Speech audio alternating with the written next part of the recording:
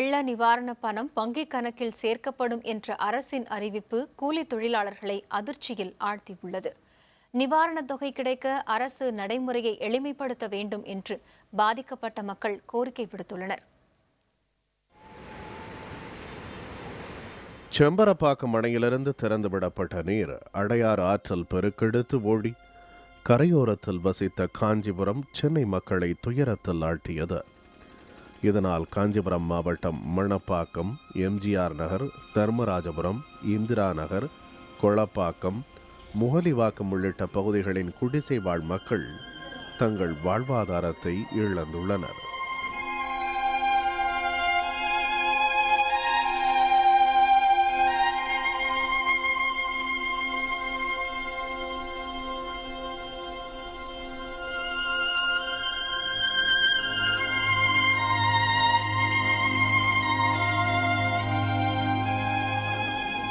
இந்நிலையில் வெள்ள நிவாரணத் தொகை வங்கிக் கணக்கில் சேர்க்கப்படும் என அரசு அறிவித்துள்ளது.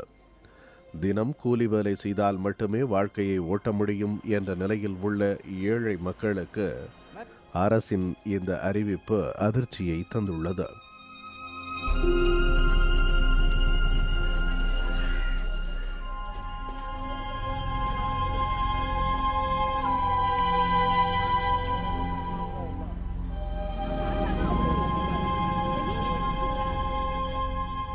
ரேஷன் கார்டு, ஆதார் அட்டை, வாக்காளர் அட்டை ஆகிய முக்கிய ஆவணங்கள் வெள்ளத்தில் அடித்துச் செல்லப்பட்டுள்ளதால் நிவாரணத் தொகையை பெறுவதில் சிக்கல் ஏற்பட்டுள்ளதாக கூலி தொழிலாளர்கள் வருந்துகின்றனர்.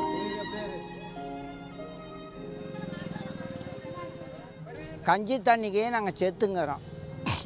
நீங்கள் இன்றைக்கி 1000 ரூபாய் கொடுங்க, 2000 கொடுங்க, 3000 கொடுங்க, ரேஷன் கார்டு கொடுங்க, திராட்சை காப்பி, பேங்க்கு புக்கு கொடுங்கன்னா நாங்கள் எங்கேருந்து கொடுக்கறது?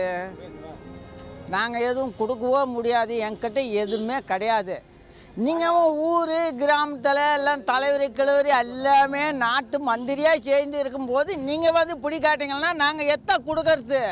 நாங்கள் அன்னன்னைக்கு கூலிக்கு போனால் தான் எங்களுக்கு சாப்பாடு. எங்களுக்கு ஒன்றுமே இல்லை நிலவரம். எங்களுக்கு நாங்கள் 1000 ரூபாய்க்கு எங்கே போகிறது? நாங்கள் அதனால் கொடுத்தா தான் கொடுக்க முடியும். ரேஷன் கட்டை இருக்கிறவங்களாம் அவங்க கொடுக்குறாங்க, எங்களுக்கு இல்லைன்றாங்க.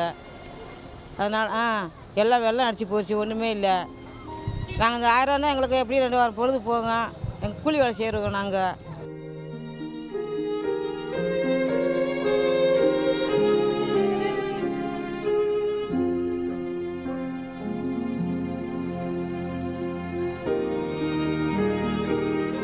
வங்கிக் கணக்கு தொடங்க 500 ரூபாய் முதல் 1000 ரூபாய் வரை கட்டணம் வசூலிக்கப்படுவதால் தினக்கூலி வேலை பார்க்கும் மக்களுக்கு சிக்கல் ஏற்பட்டுள்ளது. எனவே அரசு ஏழை எளிய மக்களின் இந்த சிக்கலை கருத்தில் கொண்டு வெள்ள நிவாரண பணம் கிடைக்கும் வழியை எளிமைப்படுத்த வேண்டும் என பொதுமக்கள் கோரிக்கை விடுத்துள்ளனர்.